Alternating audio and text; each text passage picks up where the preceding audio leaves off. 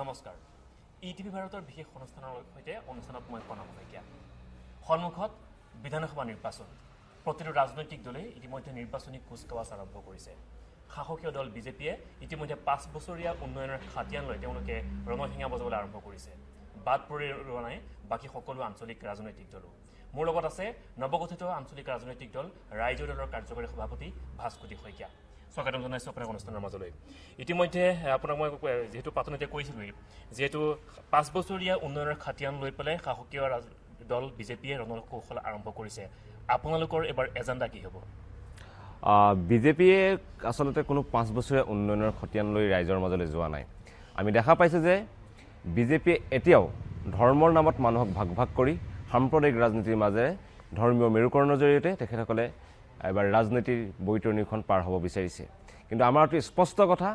যে কোনোপধ্যেই বিজেপিক এবাৰ ধৰ্মৰ নামত ৰাজনীতি কৰিবলৈ দিয়া নহ'ব অসমত এবাৰ যি ৰাজনীতি হ'ব কেৱল সেয়া উন্নয়নৰ ৰাজনীতি হ'ব আৰু আমি ৰাইজৰ দলৰ তৰফৰ পৰা ইতিমধ্যেই আমাৰ ৰাইজৰ দলৰ সভাপতিয়ে দুখনকৈ পুস্তিকা আমি ইতিমধ্যে তৈয়াৰ কৰিছোঁ আৰু খুব কম দিনৰ ভিতৰতে আমি সেই পুস্তিকা দুখন প্ৰকাশ কৰিম য'ত আমি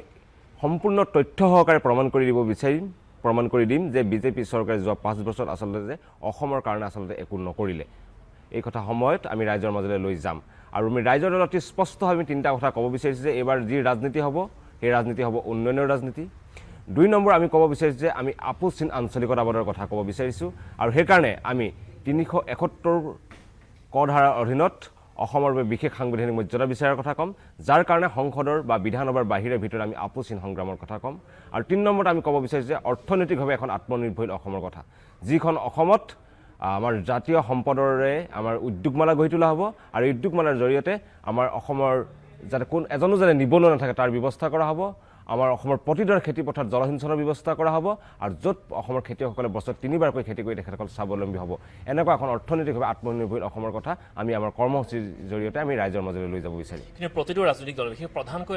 ৰাজনৈতিক দল শাসকীয় বিজেপি দলৰ কথা ক'লোঁ কংগ্ৰেছৰ কথা কৈছোঁ প্ৰতিটো দলেই কিন্তু এবাৰ তেওঁলোকৰ শ্লোগান হিচাপে লৈছে উন্নয়ন হয় তেওঁলোকে বিভিন্ন উন্নয়নৰ কথা কৈছে আপোনালোকৰ উন্নয়নৰ তালিকাত কি কি অন্তৰ্ভুক্ত হ'ব আমাৰ কৰ্মসূচী ইতিমধ্যে আমাৰ প্ৰস্তুত কৰি আছোঁ আৰু এই কৰ্মসূচীত বিশদভাৱে আমি কেনেকৈ অসমখন এখন আত্মনিৰ্ভৰশীল অসম গঢ়ি তুলিব পাৰি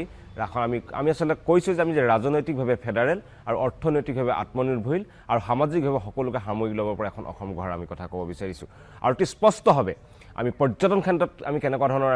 আমি আমাৰ কৰ্মসূচী থাকিব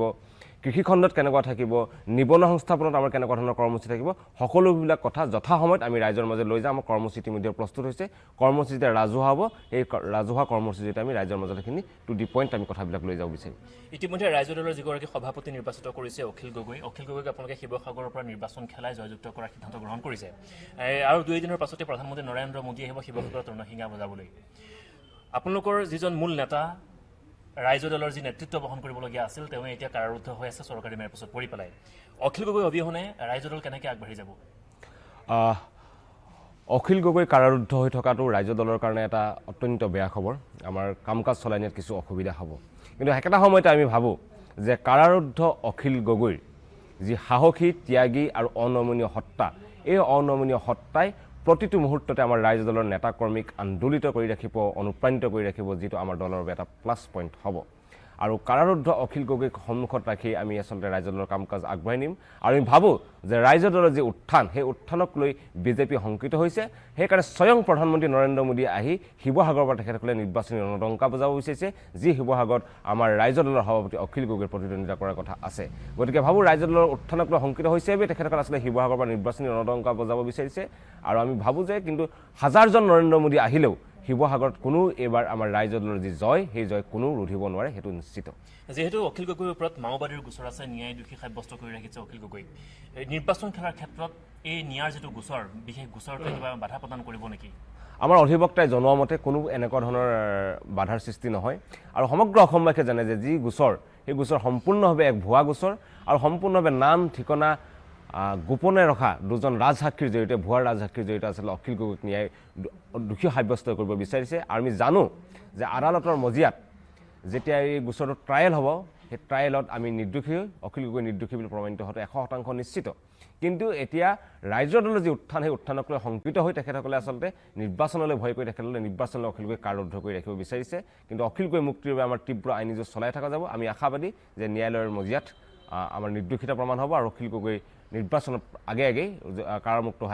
আহিব বুলি আমি এতিয়া আশাবাদী ক'ৰবাত নিৰুৎসাহ হৈছে নেকি অখিল গগৈ অবিহনে ৰাইজৰ দলৰ যিসকল বা কৃষক মুক্তি সংগ্ৰাম সমিতিৰ যিসকলে শেহতীয়াকৈ ৰাইজৰ দলত যোগদান কৰিছে সেই সদস্যসকলে ৰাইজৰ দলৰ সদস্যসকলে ক'ৰবাত নিৰুৎসাহ প্ৰদৰ্শন কৰিছে নেকি নাই আমি কোনো ধৰণৰ নিৰুৎসাহ হোৱা নাই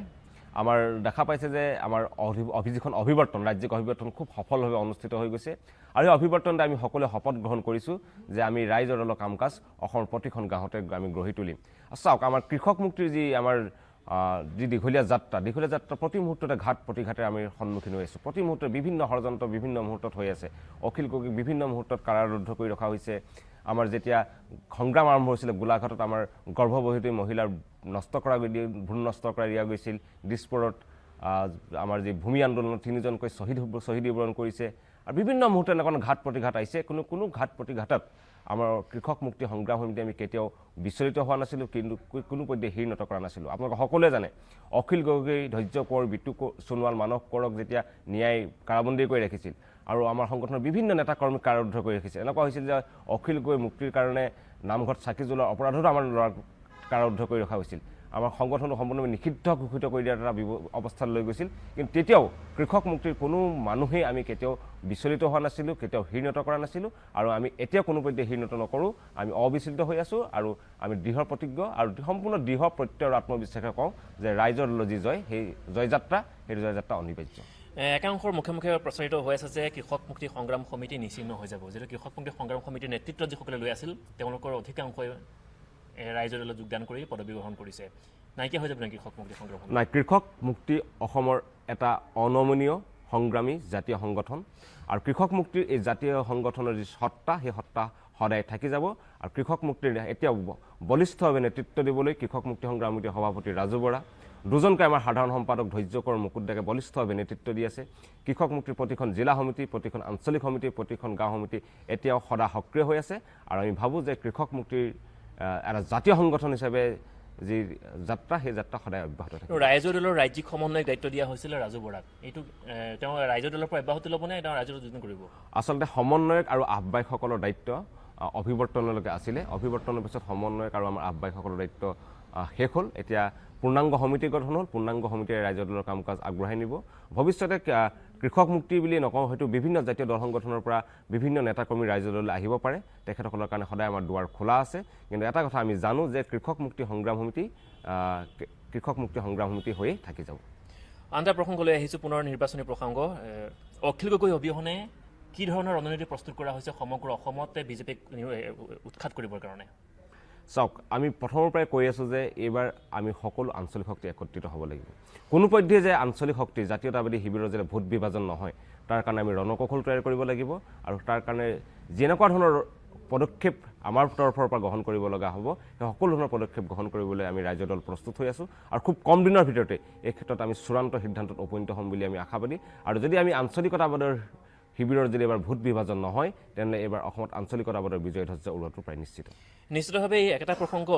যিটো আমাৰ জাতীয় পৰিষদৰ সভাপতি লুৰিণজ্যোতি গগৈৰ মুখতো প্ৰতিটো সময়তে স্পষ্ট হৈ আছে যদি প্ৰাৰ্থিত্ব কেন্দ্ৰিক সংঘাতত লিপ্ত হোৱাৰ সম্ভাৱনা আছে নেকি যিহেতু ৭০ সংগঠনৰ নেতৃত্বত গঠন হৈছে ৰাইজৰ দল আৰু ২৪টা সংগঠনৰ নেতৃত্বত গঠন হৈছে জাতীয় পৰিষদ দুয়োটা দলে মিত্ৰতাৰে যদি আগবাঢ়ে তেতিয়াহ'লে ক'ৰবাতে পদবীক লৈ পেলাই বা প্ৰাৰ্থিত্বক লৈ সংঘাত সৃষ্টি হ'ব নেকি প্ৰাৰ্থিত্বক লৈ নিশ্চিতভাৱে আমাৰ মাজত সংঘাত সৃষ্টি নহ'ব বুলি আমি আশাবাদী গতিকে আমি ন্যূনতম কেইটামান আধাৰ নিশ্চিত কৰি ল'ব লাগিব যে আমি আঞ্চলিক শক্তি কিহৰ ভিত্তিত একত্ৰিত হ'ম আমি ভাবোঁ যে আমি কোনো সাম্প্ৰদায়িক শক্তিৰ লগত হলিগলি থকা কোনো কাৰো লগত আমি মিত্ৰতাত আবদ্ধ হ'ব নোৱাৰোঁ আৰু নাগৰিকত্ব সংশোধনী বিধেয়কৰ বিৰুদ্ধে সম্পূৰ্ণ স্পষ্টতা থাকিব লাগিব আৰু ৩ নম্বৰ গুৰুত্বপূৰ্ণ কথাটো হ'ল যিটো মিত্ৰ ধৰ্ম ৰক্ষা কৰি চলিব লাগিব আৰু মিত্ৰ ধৰ্ম যদি আমি ৰক্ষা কৰি চলোঁ আমি ভাবোঁ যে আমাৰ মাজত প্ৰাৰ্থিত্ব কেন্দ্ৰিক কোনো ধৰণৰ সংঘাত হোৱাৰ কোনো প্ৰশ্ন নুঠে যাৰ য'ত সাংগঠনিক শক্তি বেছি সেই দলে নিশ্চিতভাৱে সেই নিৰ্দিষ্ট সমষ্টিত প্ৰাৰ্থিত্ব লাভ কৰিব আসন সংৰক্ষণৰ ব্যৱস্থা থাকিব নেকি ইয়াত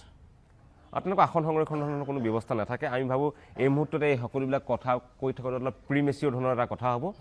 যেতিয়া আমি সকলো আঞ্চলিক শক্তি একেলগে বহিম আমি ৰণনীতি আৰু ৰণকৌশল নিৰ্ধাৰণ কৰিম সেই মুহূৰ্তত আমি সকলোৱে মিলি আচলতে এইবিলাক সিদ্ধান্ত লোৱা উচিত হ'ব বুলি আমি ভাবোঁ শেহতীয়াকৈ এটা কথা প্ৰচাৰ হৈছে ছ'চিয়েল মিডিয়াত আপোনালোকৰ দলীয় সতীৰ্থৰ মাজতে এক অন্তৰ্কণ্ডলৰ সৃষ্টি হৈছে মই যদি চাওঁ শুকুৰবাৰৰ যিটো ঘটনা শুকুৰবাৰতে আপোনালোকৰ দলৰ এজনকে নেতাক নগাঁও জিলাৰ কথা কৈছোঁ নগাঁও জিলাৰ সাধাৰণ সম্পাদকক দলীয় সতীৰ্থই প্ৰহাৰ কৰিছে কিহৰ কাৰণে এনেকুৱা সমস্যাৰ সৃষ্টি হৈছে যদি দলীয় নেতাৰ হাততে নেতা প্ৰহিত হয় এটা ভাৱমূৰ্তি বিনষ্ট নহ'বনে দলটোৰ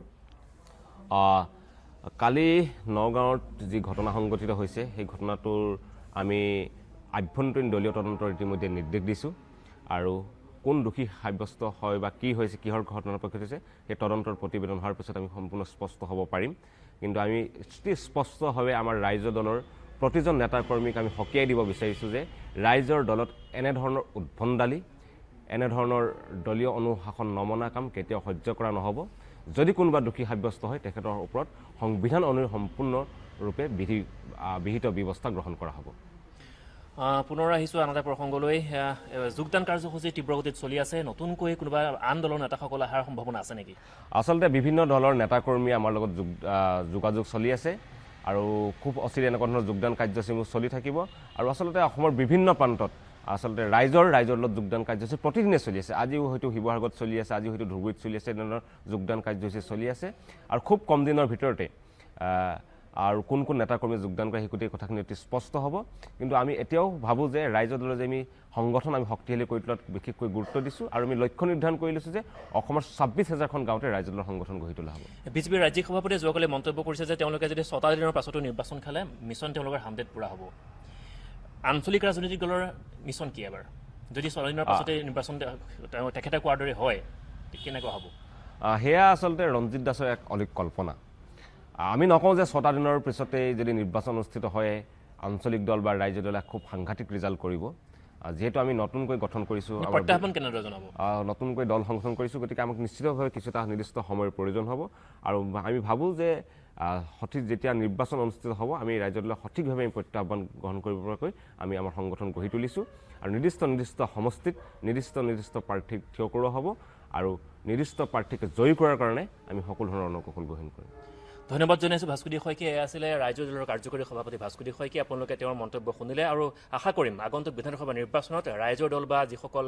আঞ্চলিক ৰাজনৈতিক দলৰ যি মিত্ৰজোঁট সেই মিত্ৰজোঁটে কেনেদৰে প্ৰতিদ্বন্দ্বিতা আগবঢ়াব সেয়া সকলো ৰাইজৰ সমগ্ৰ অসমবাসী ৰাইজৰ দৃষ্টি নিবদ্ধ হৈ থাকিব আৰু ইয়াৰ লগে লগে অনুষ্ঠানৰ পৰা মই কনক শইকীয়া বিদায় লৈছোঁ